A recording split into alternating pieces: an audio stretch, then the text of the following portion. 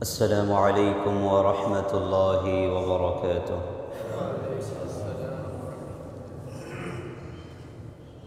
إن الحمد لله الأكرم الذي خلق الإنسان وكرم وعلمه من البيان ما لم يعلم، فسبحان الذي لا يحصى امتنانه باللسان ولا بالقلم. نشهد أن لا إله إلا الله وحده لا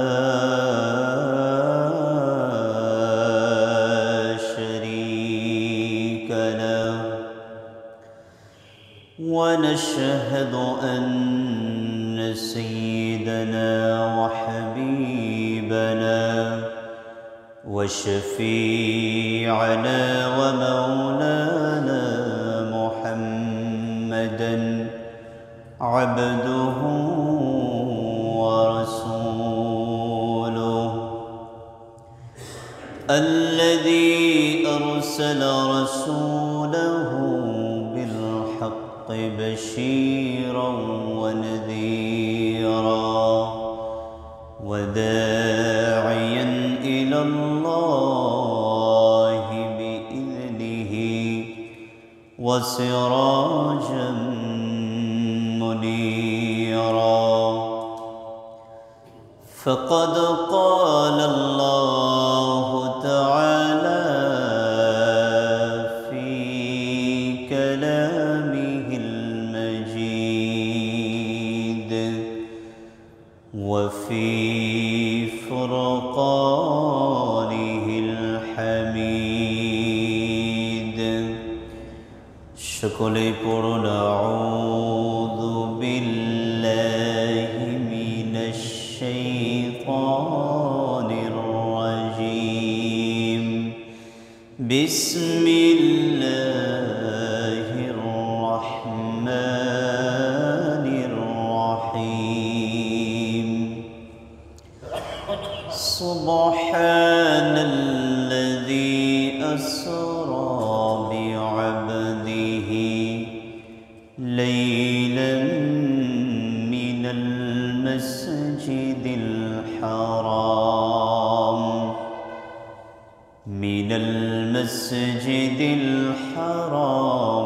ইলাল মাসজিদিল আকসা الذي باركنا حوله لنريه من آياتنا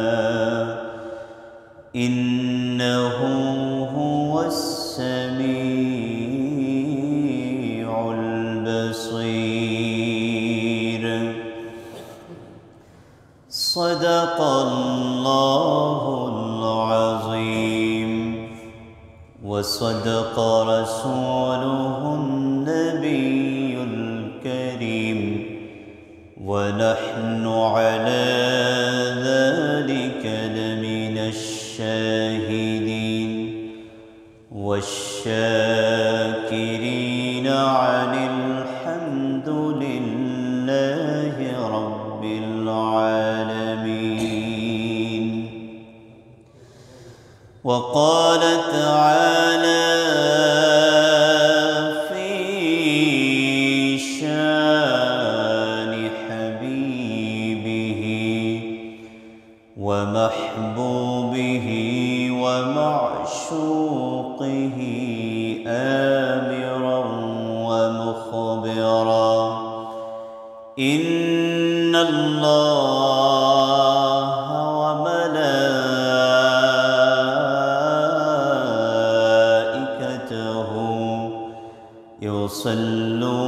يصلون على النبي يا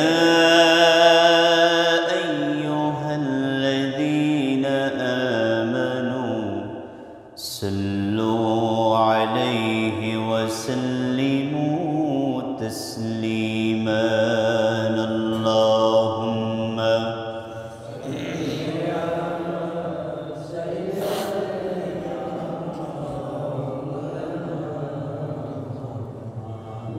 وعلى آل سيدنا مولانا محبة اللهم صل على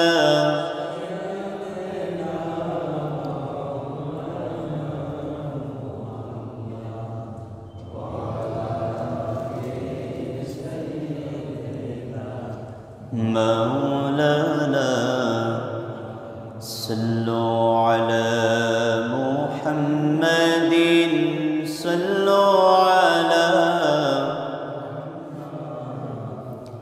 हरदम जबान से निकालो पाक नामे मोहम्मद हरदम जबान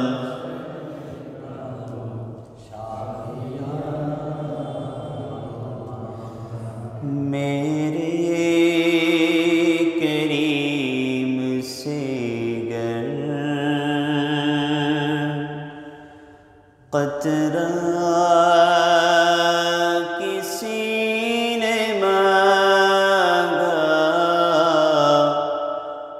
मेरे करीम से गर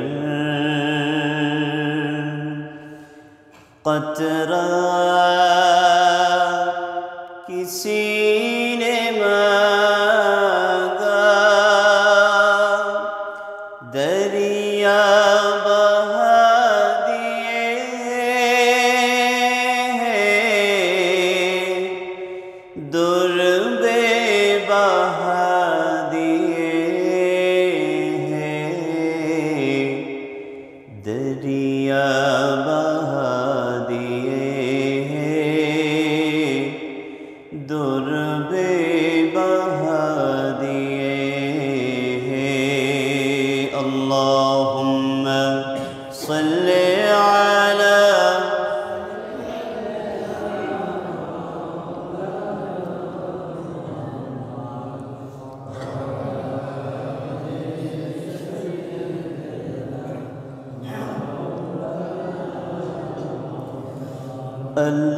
अल्लाह क्या जहन्नम अब भी न सर्द होगा अल्लाह क्या जहन्नम अब भी न सर्द होगा रो रो के मुस्तफा ने दरिया बहा दिए हैं रो रो के मुस्तफा ने दरिया बहा दिए हैं अल्लाहुम्मा सल्ले अला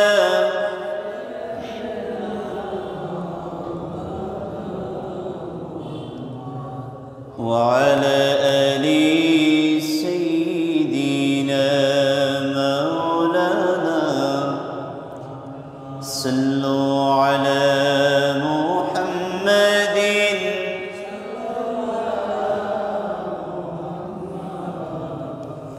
हरदम जबान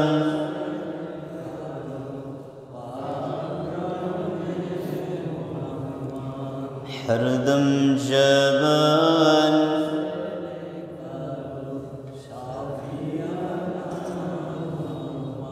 अल्हम्दुलिल्लाह समस्त प्रशंसा समस्त गुणगान सिद्धसाना हामदसाना সেই মহান আল্লাহ সুবহানাহু ওয়া তাআলার জন্য যে মহান আল্লাহ পাক রব্বুল আলামিন আমাদেরকে তার অসংখ্য বান্দাদের মধ্য থেকে যাচাই করে বাছাই করে দুনিয়াবী সকল প্রকার কাজকর্ম থেকে বিরত রেখে সকল প্রকার বালা মুসিবত থেকে হেফাজত করে আশহুরুল হরম সম্মানিত 4টি মাসের মধ্যে অন্যতম একটি মাস পবিত্র রজব মাসের শেষ প্রান্তে শেষ জুমায় পবিত্র জুমার নামাজ আদায়ের উদ্দেশ্যে আল্লাহ সুবহানাহু ওয়া তাআলার ঘর মসজিদে আসার বসার এবং তিনের ইবাদত বন্দেগী করবার মতো যে সুযোগ আল্লাহ পাক রব্বুল আলামিন আমাদেরকে দান করেছেন, সেই মহান রব্বে করিমের দরবারে আমরা সকলেই অন্তরের অন্তরস্থল হতে শুকরিয়া আদায় করছি। সকলে জবান খুলে পড়ি আলহামদুলিল্লাহ। অতঃপর অগণিত অফরন্ত দরুদ ও সালাম শান্তির ধারা বর্ষিত হোক আকায়ে নামদার মদিনার তাজদার আহমদ মুখতার নবী একম খবর সৈয়দুল মুরসালিন খাতামুন নবিয়্যিন শাফিউল মুজনিবিন রাহমাতুল লিল আলামিন জনাব মুহাম্মদুর রাসূলুল্লাহ সাল্লাল্লাহু আলাইহি ওয়াসাল্লামের কদম মোবারকে অগণিত অফুরন্ত দরুদ ও সালাম সকলে মহব্বতে পড়ছি সাল্লাল্লাহু তাআলা আলাইহি ওয়াসাল্লাম। সম্মানিত উপস্থিতি, আমরা বিগত 2 জুমা থেকে আলোচনা করে আসছিলাম রাসূল করিম সাল্লাল্লাহু আলাইহি ওয়াসাল্লামের অন্যতম মুআজিজা রাসূল করিম সাল্লাল্লাহু আলাইহি ওয়াসাল্লামের মেরাজ। এই মেরাজুন নবী সাল্লাল্লাহু আলাইহি ওয়াসাল্লামের মধ্যে আমরা আল্লাহ সুবহানাহু ওয়া তাআলার কুদরত যেইভাবে আমরা বুঝতে পারি, উপলব্ধি করতে পারি, একইভাবে রাসূল করিম সাল্লাল্লাহু আলাইহি ওয়াসাল্লামেরও ইজ্জত সম্মান কত বেশি এটাও আমরা উপলব্ধি করতে পারি। কেননা আল্লাহ পাক রব্বুল আলামিন হযরত আদম আলাইহিস সালাম থেকে নিয়ে হযরত ঈসা রূহুল্লাহ পর্যন্ত যতগুলো নবী এবং রসুল দুনিয়াতে প্রেরণ করেছেন, কোনো নবীকেই কোনো রসুলকেই আল্লাহ তাআলা এই মাকাম অর্থাৎ এই স্থান দেন নাই, যেই স্থান আমাদের নবী মুহাম্মদুর রাসূলুল্লাহ সাল্লাল্লাহু আলাইহি ওয়াসাল্লামকে দান করেছেন বলে সুবহানাল্লাহ। মূসা কালিমুল্লাহ আলাইহিস সালাম তিনি আল্লাহ সুবহানাহু ওয়া তাআলাকে বলেছিলেন, হে আল্লাহ, আমি আপনাকে দেখতে চাই, রব্বি আরিনি আনজুর ইলাইক, হে আল্লাহ আমি আপনাকে দেখতে চাই। আল্লাহ সুবহানাহু ওয়া তাআলা তার উত্তরে বলেছিলেন, ক্বালা লান তারানি, মূসা তুমি আমাকে দেখতে পারবে না। তো মূসা কালিমুল্লাহ আর আমাদের নবী হচ্ছেন হাবিবুল্লাহ। কালিমুল্লাহ আর হাবিবুল্লাহর মধ্যে পার্থক্য কি? কালিমুল্লাহ হচ্ছেন তিনি যিনি আল্লাহ সুবহানাহু ওয়া তাআলাকে দেখার জন্য, সাক্ষাতের জন্য, দিদারের জন্য, কথা বলার জন্য নিজের থেকে আবেদন করেছেন, প্রার্থনা করেছেন, নিজের থেকে তুর পর্বতে গিয়েছেন, এরপরে আল্লাহ সুবহানাহু ওয়া তাআলার সঙ্গে সরাসরি কথা বলেছেন। আর আল্লাহ সুবহানাহু ওয়া তাআলা মূসা কালিমুল্লাহ আলাইহিস সালাতু ওয়াস সালামকে ৭০,০০০ নূরের পর্দার অন্তরাল থেকে একটা মাত্র ঝলক যখন আল্লাহ তাআলা দান করেছেন, মূসা কালিমুল্লাহ আলাইহিস সালাম বেহুশ হয়ে গিয়েছে বলে সুবহানাল্লাহ।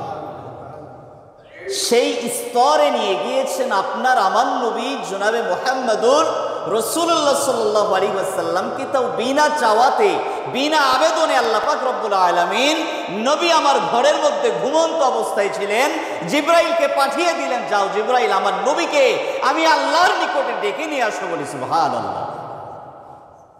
এই হচ্ছে কালিমুল্লাহ আর হাবিবুল্লাহর মধ্যে পার্থক্য। আল্লাহ পাক রব্বুল আলামিন তিনাকে এই মাকাম দান করেছেন। আল্লাহ সুবহানাহু ওয়া তাআলা তিনাকে যেই মাকাম দিলেন তা সূরা বানী ইসরাঈলের প্রথমেই আল্লাহ তাআলা বর্ণনা করেছেন। এই সূরার শুরুতেই আল্লাহ তাআলা সুবহান শব্দ দ্বারা শুরু করেছেন, যার অর্থ আল্লাহ তাআলা বুঝিয়েছেন পাক পবিত্র মহিমাময় সত্তা যিনি, তিনি ভ্রমণ করিয়েছেন তার আপন বান্দাকে রাতের কিছু অংশে। সুবহানাল্লাযী আসরা বিআবদিহি লাইলাম মিনাল মাসজিদিল হারাম ইলাল মাসজিদিল আকসা। আল্লাহ পাক রব্বুল আলামিন শুরুতেই কিন্তু বলে দিয়েছেন পাক পবিত্র মহিমাময় সত্তা যিনি, অর্থাৎ যার মধ্যে কোনো ধরনের কোনো ত্রুটি নাই, সেই মহান রব এই সফর, এই ভ্রমণটা করিয়েছেন। আল্লাহ পাক রব্বুল আলামিন যেহেতু সব কিছু সমস্ত প্রকারের ত্রুটি বিচ্যুতি থেকে মুক্ত, এই জন্য যেটা আমাদের দৃষ্টিকোণে, আমাদের নজরে, আমাদের বিবেকে, আমাদের ভেতরে যেটাকে অবাস্তব মনে হয়, আল্লাহর নিকটে এটা সামান্যতম বিষয়, এটা কিছুই। এই জন্য আল্লাহ পাক রব্বুল আলামিন তার হাবিব আলাইহিস সালাতু ওয়াস সালামকে মসজিদে হারাম থেকে নিয়ে মসজিদে আকসা, সেখান থেকে প্রথম, দ্বিতীয়, তৃতীয়, চতুর্থ, পঞ্চম, ষষ্ঠ, সপ্তম আসমান যখন রাসূল করিম সাল্লাল্লাহু আলাইহি ওয়াসাল্লাম পরিভ্রমণ করলেন, হযরত ইব্রাহিম খলিলুল্লাহ আলাইহিস সালাতু ওয়াস সালাম আমার নবীজির সঙ্গে সাক্ষাৎ হলো। রাসূল করিম সাল্লাল্লাহু আলাইহি ওয়াসাল্লামকে বললেন, আপনি আপনার উম্মতকে জান্নাতের সুপ্রশস্ত মাটিতে, জমিনের মধ্যে গাছ লাগাতে বলবেন। রাসূল করিম সাল্লাল্লাহু আলাইহি ওয়াসাল্লাম বললেন, আমার উম্মতেরা কিভাবে জান্নাতের সুপ্রশস্ত মাটিতে গাছ বপন করবে বা গাছের চারা রোপণ করবে কিভাবে, ইব্রাহিম খলিলুল্লাহ আলাইহিস সালাতু ওয়াস সালাম শিখিয়ে দিলেন, সুবহানাল্লাহি ওয়ালহামদুলিল্লাহি ওয়ালা ইলাহা ইল্লাল্লাহু আল্লাহু আকবার। আপনার উম্মতকে এই তাসবিহটা বেশি বেশি পরিমাণে তেলাওয়াত করতে বলবেন, এই তাসবিহটা পাঠ করতে বলবেন। এই তাসবিহ তেলাওয়াতের মাধ্যমে, পাঠ করার মাধ্যমে আল্লাহর জান্নাতের সুপ্রশস্ত জমিনের মধ্যে আপনার উম্মতেরা যেন গাছ লাগিয়ে দিচ্ছে, বলে সুবহানাল্লাহ। সপ্ত আসমানে রাসূল করিম সাল্লাল্লাহু আলাইহি ওয়াসাল্লাম, আমরা বিগত আলোচনাগুলো শুনেছি বিস্তারিত, সংক্ষেপে এদিকে নিয়ে আসছি। ইব্রাহিম খলিলুল্লাহ আলাইহিস সালাতু ওয়াস সালামের সাথে সাক্ষাৎ হলো। রাসূল করিম সাল্লাল্লাহু আলাইহি ওয়াসাল্লাম তিনি এই সপ্ত আসমানের মধ্যে বেশ কিছু আশ্চর্যজনক বিষয়বস্তু অবলোকন করেছেন। তার মধ্যে একটা হলো বাইতুল মামুর। এই বাইতুল মামুর এটা এমন একটি স্থান, এমন একটি জায়গা যেখানে আল্লাহ সুবহানাহু ওয়া তাআলার নূরের তৈরি ফেরেশতারা দৈনিক এই মসজিদকে, এই বাইতুল মামুরকে তিনারা তাওয়াফ করেন, জিয়ারত করেন, এই জায়গায় তিনারা ইবাদত করেন, বলে সুবহানাল্লাহ। এই জায়গাটা হুবহু খানায়ে কাবার উপরে নির্মিত। যদি সপ্ত আসমানের উপর থেকে এই বাইতুল মামুরটি জমিনের মধ্যে পতিত হয়, তাহলে সরাসরি খানায়ে কাবার উপরে। আল্লাহ পাক রব্বুল আলামিন তার সৃষ্টি জগতে এত পরিমাণে ফেরেশতা তৈরি করেছেন, নবী রাহমাতুল লিল আলামিন তিনি বলেন, যে ফেরেশতাগুলো এই বাইতুল মামুরের মধ্যে একবার তাওয়াফ করবে, জিয়ারত করবে, কিয়ামতের পূর্ব পর্যন্ত আর দ্বিতীয়বার এই জায়গায় আসার সুযোগ পাবে না। এত পরিমাণে আল্লাহর সৃষ্টি জগতে ফেরেশতা রয়েছে, যারা যদি একবার তাওয়াফ করে চলে যায়, কিয়ামতের পূর্ব পর্যন্ত দ্বিতীয়বার আসার আর সিরিয়াল পাবে না।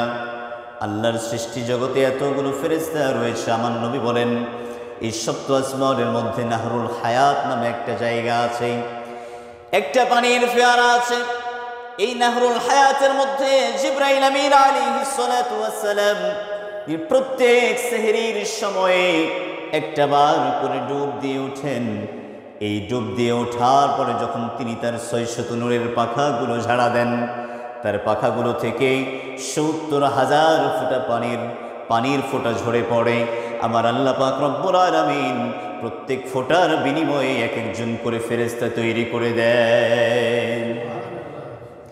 নবী বলেন, সুলতান আব্দুল হক মুহাদ্দিস দেহলভী রাহমাতুল্লাহি আলাইহি তিনি বলেন, এখানেই শেষ নয়, বরং আল্লাহ পাক রব্বুল আলামিন যে সমস্ত ফেরেশতাগুলো তৈরি করেছেন, প্রত্যেক ফেরেশতার জিকিরে জিকিরে, তসবিতে সব সময় যখন আল্লাহর এই ফেরেশতাগুলো তাসবিহ পড়ে, এই তাসবির সঙ্গে সঙ্গে আমার আল্লাহ তাআলা এক একজন করে নূরের তৈরি ফেরেশতা সৃষ্টি করে।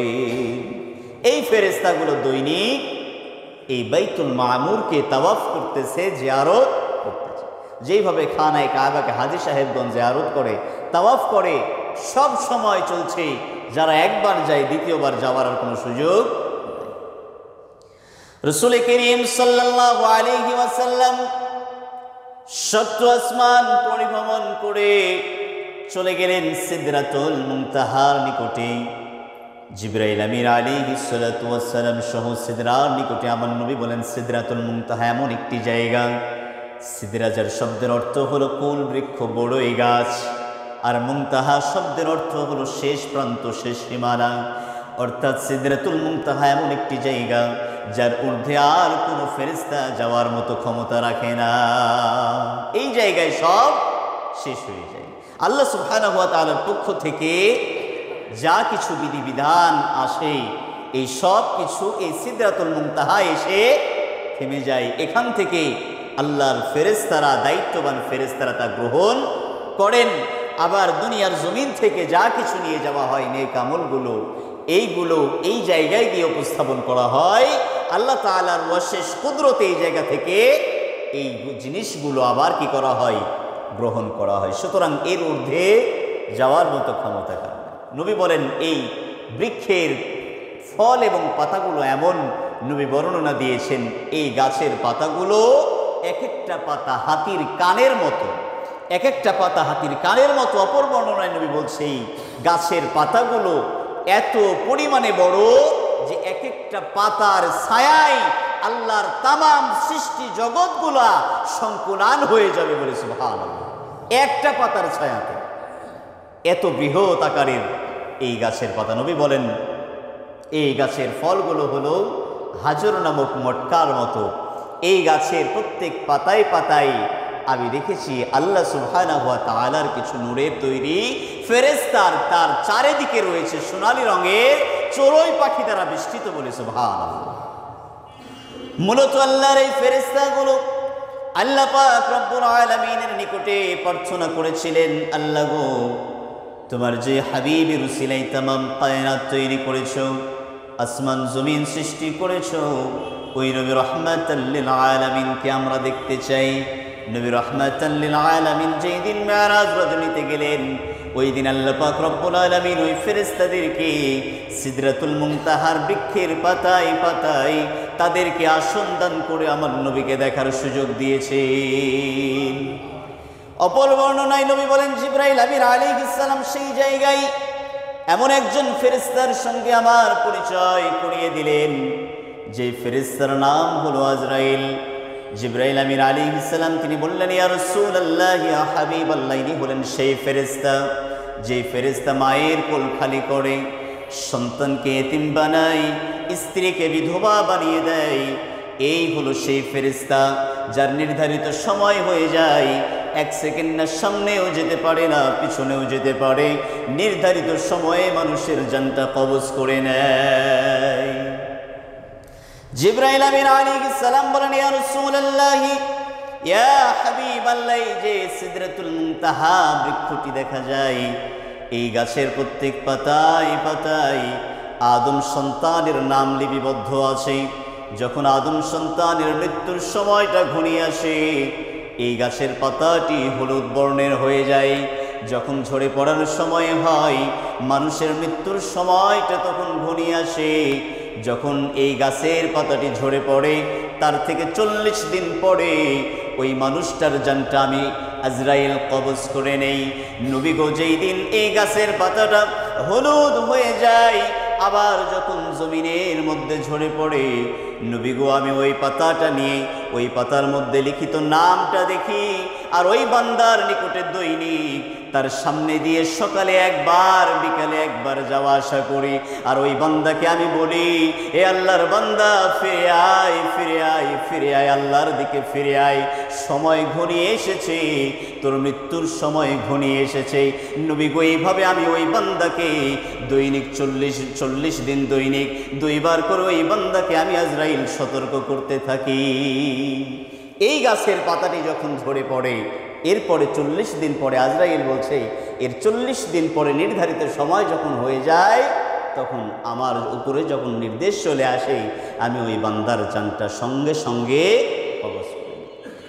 আল্লাহ বলছে, কুল ইন্নাল মাউতাল্লাযী তাফিররুনা মিনহু ফাইন্নাহু মুলাকীকুম। হে রাসূল, আপনি বলে দেন যে মৃত্যু থেকে তোমরা পলায়ন পর, এই মৃত্যু অবশ্যই অবশ্যই তোমাদের মুখোমুখি হবে। ফাইন্নাহু মুলাকীকুম, অবশ্যই আসবে। তো আমরা তো জানি না আমাদের কার লেখা নামকৃত নাম লেখাকৃত ওই গাছের পাতাটি হলুদ হয়ে গেছে, কার নামকৃত ওই গাছের পাতাটি কি হয়ে গেছে, জমিনে ঝরে পড়েছে, বা কার 2 দিন 5 দিন 10 দিন হয়ে গেছে, এটা আমরা কেউ জানি না। এজন্য সময় থাকতে আমাদের সময়ের মূল্য দিতে হবে। দুনিয়াতে এমনভাবে আমরা বসবাস করব যেন আমরা একজন মুসাফির। কেননা আপনার আমার সময় কখন শেষ হয়ে যাবে এটা আপনি আমি কেউ বলতে পারবো না। পৃথিবীর আকাশে সূর্য ওঠে, সকালবেলায় আমরা জানি সূর্য উঠেছে, আমরা নানাবিধ প্রযুক্তির মাধ্যমে আবার বুঝতে পারি সূর্যটা কখন অস্ত চলে যাবে। আমরা সন্ধ্যা হওয়ার পূর্বেই কাজকর্ম শেষ করে ঘরে ফিরে আসি। আবার দেখবেন পাখিরা সকালবেলায় বের হয়ে যায় আপন আপন জীবিকা অর্জনের জন্য, জীবিকার তাগিদে চলে যায়। কিন্তু মাগরিবের আজান যখন হয়ে যায় দেখবেন সব পাখিরা আপন আপন ঘরে চলে আসে, মানে সে বুঝতে পেরেছে যে সন্ধ্যা নেমে আসছে, এখন আমাকে আমার ঘরে চলে যেতে হবে। কিন্তু আপনার আমার জীবনেও তো একদিন একটা সূর্য উঠেছে, এই সূর্যটা কোন দিন কোন সময় কিভাবে কোন স্থানে ডুবে যাবে এটা আপনি আমি কেউ বলতে পারি না। এজন্য জানি না কখন চলে যাব, এই জন্য যাওয়ার পূর্বে আমাদেরকে সময় মূল্য দিতে হবে। আল্লাহ তাআলার ইবাদত বন্দেগী, আল্লাহ এবং তার রাসূলের বিধিবিধানগুলো নিজের জীবনে পরিপূর্ণভাবে বাস্তবায়ন করতে হবে। তো রাসূল করিম সাল্লাল্লাহু আলাইহি ওয়াসাল্লাম এই সিদরাতুল মুনতাহা থেকে আমার নবী রাহমাতাল লিল আলামিন সামনের দিকে যাবেন। জিবরাইল আমিন আলাইহিস সালাম বললেন, ইয়া রাসূলুল্লাহ, ইয়া হাবিবাল্লাহ, সামনের দিকে অগ্রসর হন। জিবরাইল আমিন আলাইহিস সালাম তিনাকে বললেন, নবী, হে জিবরাইল, এত দূর পথ আমি নবীর সঙ্গে আসলে, আমি নবীর সঙ্গ দিয়ে আসলে, কিন্তু এখানে এমন কি হলো আর সামনে অগ্রসর হবে না? জিবরাইল আমিন আলাইহিস সালাম তিনি বললেন, ইয়া রাসূলুল্লাহ, ইয়া হাবিবাল্লাহ, এটা এমন একটা মুনতাহা, এমন একটা শেষ প্রান্ত, যদি সামনে আমি এক চুল পরিমাণ অগ্রসর হই তাহলে আমি জিবরাইলের 600 নূরের পাখাগুলো জ্বলে পুড়ে ছারখার হয়ে যাবে। রাসূল করিম সাল্লাল্লাহু আলাইহি ওয়াসাল্লাম এটি অতিক্রম করলেন। তিনি পথ চলতেছেন, এমন নূরের পর্দার মধ্যে আমার নবীর অবস্থান হয়েছে। 70,000 নূরের পর্দা। নবী রাহমাতাল লিল আলামিন তিনি বলেন, এটা এমন একটা জায়গা, একটা নূরের পর্দা থেকে আরেকটা নূরের পর্দার দূরত্ব হলো 500 বছরের রাস্তা। এমন দূরত্বের পথ নবী আমার রাহমাতাল লিল আলামিন যখন এই 70,000 নূরের পর্দা অতিক্রম করবেন, আমার নবীর ভিতরে যখন ভীত সঞ্চারিত হলো, ভয় আসলো, আমার আল্লাহ পাক রব্বুল আলামিন হযরতে আবু বকর রাদিয়াল্লাহু তাআলা আনহুর কণ্ঠ দিয়ে একজনের মাধ্যমে ডাক দিলেন, আহ্বান করলেন, কিফিয়া মুহাম্মদ ফাইন্না রাব্বাকা ইউসাল্লি, হে নবী একটু অপেক্ষা করুন, আপনার প্রতিপালক সালাত আদায় করছেন। নবী রাহমাতাল লিল আলামিন অপেক্ষা করলেন। আমার আল্লাহ পাক রব্বুল আলামিন কুদরতি ভাবে ডাক দিলেন, উদনু ইয়া মুহাম্মদ, হে মুহাম্মদ আরো নিকটে আসো, আরো নিকটে আসো। নবী রাহমাতাল লিল আলামিন আল্লাহ পাক রব্বুল আলামিনের একত্রায় নিকটবর্তী হয়েছেন। আল্লাহ সুবহানাহু ওয়া তাআলা সূরা নাজমের মধ্যে বলে দিলেন, ফাকানা কাবা কাউসাইনি আও আদনা সুম্মা দানা ফাতাদাল্লা।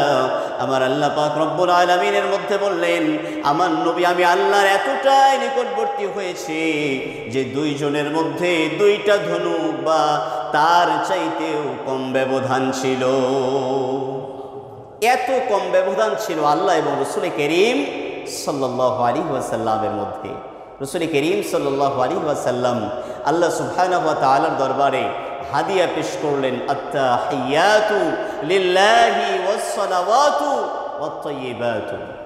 আমার আল্লাহর দরবারে হাদিয়া প্রেরণ করলেন আমার আর্থিক, আমার দৌহিক, আমার সর্ববিধি ইবাদত সর্বক্ষমতার অধিকারী একমাত্র মহান আল্লাহর জন্য বলি সুবহানাল্লাহ। আল্লাহ তাআলা বললেন, আসসালামু আলাইকা আইয়ুহান নবিয়্যু, হে রাসূল আপনার উপরে শান্তি বর্ষিত হোক বলে সুবহানাল্লাহ। রাসূল ওই স্থানে গিয়ে উম্মতকে ভুলে নাই। এরপরে নবী কি বললেন, শুধু আল্লাহ আল্লাহ শুধু আমি নবীর উপরে শান্তি বর্ষণ হোক এটা নয়, বরং আমার নবী বললেন, আসসালামু আলাইনা ওয়া আলা ইবাদিল্লাহিস সালিহিন, শুধু আমার উপরে নয় বরং আমার যারা নেককার উম্মত রয়েছে, যারা নেককার বান্দা সালেহিন বান্দা রয়েছে তাদের উপরেও আল্লাহ আপনার শান্তি বর্ষণ হোক বলে সুবহানাল্লাহ। এই রহমতের শামিল, এই শান্তি বর্ষণের শামিল নবী আপনাকে আমাকে করে নিয়েছেন, যদি আপনি আমি নেককার সালেহিন বান্দাদের অন্তর্ভুক্ত হয়ে যেতে পারি। আল্লাহ নূরের ফেরেশতারা বলে উঠেছিলেন, আশহাদু আল্লা ইলাহা ইল্লাল্লাহু ওয়া আশহাদু আন্না মুহাম্মাদান আবদুহু ওয়া রাসূলুহু। আমি সাক্ষ্য দিচ্ছি আল্লাহ ছাড়া কোনো মাবুদ নাই, হযরত মুহাম্মদ সাল্লাল্লাহু আলাইহি ওয়াসাল্লাম তিনি আল্লাহর বান্দা এবং রাসূল।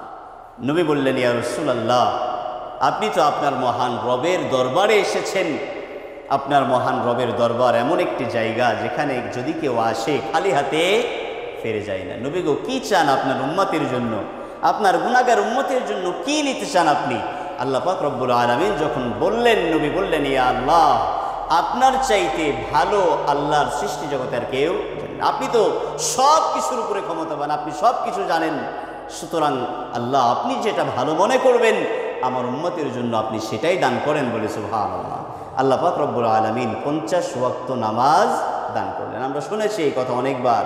রাসূল করিম সাল্লাল্লাহু আলাইহি ওয়াসাল্লাম এই 50 ওয়াক্ত নামাজ নিয়ে যখন ফিরে আসছেন, ষষ্ঠ আসমানে মুসা কালিমুল্লাহ আলাইহিস সালাতু ওয়াস সালামের সাথে সাক্ষাৎ হলে মুসা কালিমুল্লাহ আলাইহিস সালাতু ওয়াস সালাম রাসূল করিম সাল্লাল্লাহু আলাইহি ওয়াসাল্লামকে বললেন, ইয়া রাসূলুল্লাহ, আপনার উম্মত দৈনিক 50 ওয়াক্ত নামাজ আদায় করতে পারবে? একবার, দুইবার, তিনবার, 5 বার, এইভাবে করতে করতে 9 বার আমার নবী আল্লাহ পাকের দরবারে গেলেন। 50 ওয়াক্ত থেকে 5 নং 45 ওয়াক্ত নামাজ নবী আমার কমালেন। 5 ওয়াক্ত নিয়েও যখন ফিরে আসছেন, মুসা কালিমুল্লাহ আলাইহিস সালাতু ওয়াস সালাম তিনি বলছেন, ইয়া রাসূলুল্লাহ, আপনার উম্মত এটাও পারবে না, আরও কমাই নিয়ে আসেন। নবী বলছেন, হে মুসা, আমি আমার রবের দরবারে বারবার যেতে নিজেকে লজ্জাবোধ করছি, সুতরাং আমার রব আমাকে যা দিয়েছে তাই আমি গ্রহণ করলাম।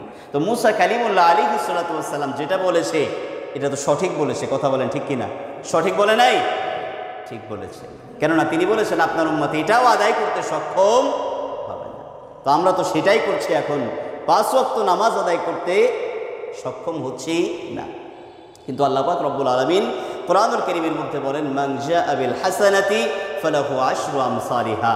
যে ব্যক্তি একটি ভালো কাজ করবে, আমি আল্লাহ পাক রব্বুল আলামিন তাকে একটা নেকির পরিবর্তে অনুরূপ 10 গুণ বৃদ্ধি করে তাকে 10টা নেকি দান করব বলে সুবহানাল্লাহ। অর্থাৎ যদি কোনো বান্দা 5 ওয়াক্ত নামাজ আদায় করে, আল্লাহ পাক রব্বুল আলামিন তাকে 10 গুণ বৃদ্ধি করে 50 ওয়াক্ত নামাজের সওয়াব দান করে দিবে বলে সুবহানাল্লাহ। সুতরাং যে হাদিয়া আল্লাহ পাক রব্বুল আলামিনের দরবার থেকে রাসূল নিয়ে আসছেন, এটা উম্মতে মুহাম্মাদির জন্য। রাসূল তো মেরাজ করেছেন আল্লাহর নিকটে গিয়ে। তো মুমিন বান্দার জন্য মেরাজ কি? as-সালাতু মিরাজুল মুমিনিন। মুমিন বান্দার জন্য মেরাজ হলো নামাজ।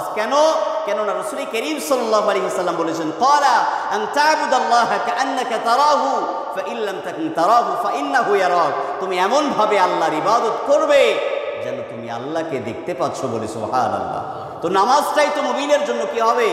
মেরাজ হবে। যদি আপনি সেই স্থান, সেই মাকাম যদি আপনি অর্জন করতে পারেন, তো নামাজে বসে আপনি আল্লাহর দিদার লাভ করবেন। এই জন্যই নবী বলেছেন, আন তা'বুদাল্লাহা কাআন্নাকা তারাহু, তুমি এমন ভাবে আল্লাহর ইবাদত করবে যেন তুমি আল্লাহকে দেখতে পাচ্ছ।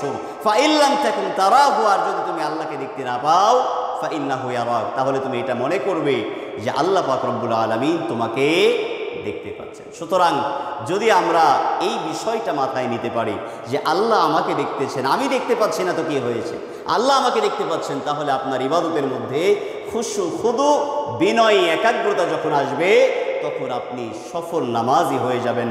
আর যদি আপনি একজন সফল নামাজি হতে পারেন, তাহলে দুনিয়া এবং আখিরাতে আল্লাহ পাক রব্বুল আলামিন আপনাকে উচ্চ মাকাম দান করে দিবেন বলে সুবহানাল্লাহ। এই জন্য আসুন, যতটুকু শুনলাম এর মধ্য থেকে যে হাদিয়া রাসূল করিম সাল্লাল্লাহু আলাইহি ওয়াসাল্লাম আমাদের জন্য নিয়ে আসছেন, এটা আমরা না ছাড়ি। এটা রজব মাস মনে হয় আজকে শেষ হয়ে গেছে, সম্ভবত চাঁদ উঠেছে বা আজকে উঠবে সম্ভবত। সুতরাং রাসূল করিম সাল্লাল্লাহু আলাইহি ওয়াসাল্লাম এই 2টা মাসকে এইভাবে দোয়া করেছেন, আল্লাহুম্মা বারিক লানা ফি রজব ওয়া শাবান ওয়া বাল্লিগনা রমাদান। হে আল্লাহ, আমাদের জন্য রজব এবং শাবান মাসকে বরকতময় করে দাও, ওয়া বাল্লিগনা রমাদান, এবং রমজান মাস পর্যন্ত আমাদেরকে হায়াত দান করে দাও।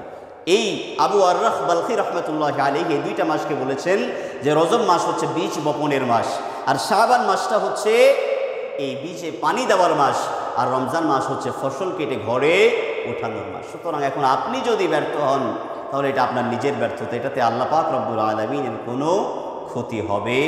এজন্য আসুন, যে রজব শাবান রমজান আমাদের নিকটবর্তী হয়েছে, এই মাসসমূহের যথাযথ সম্মান মর্যাদা দান করি, নফল নামাজ, নফল রোজা ইত্যাদি ইবাদত বন্দেগীর মাধ্যমে, প্রথমত ফরজ আদায়ের পরে এই সমস্ত ইবাদত বন্দেগীর মাধ্যমে যাতে করে আমরা সকলেই আল্লাহ পাক রব্বুল আলামিনের সান্নিধ্য অর্জন করতে পারি, দুনিয়া এবং আখিরাতের সফলতা অর্জন করতে পারি। আল্লাহ তাআলা সেই তৌফিক দান করুন, আমিন। ওয়া আখিরু দাওয়ানা আলহামদুলিল্লাহি রাব্বিল আলামিন। আসসালামু আলাইকুম ওয়া রাহমাতুল্লাহি ওয়া বারাকাতুহু।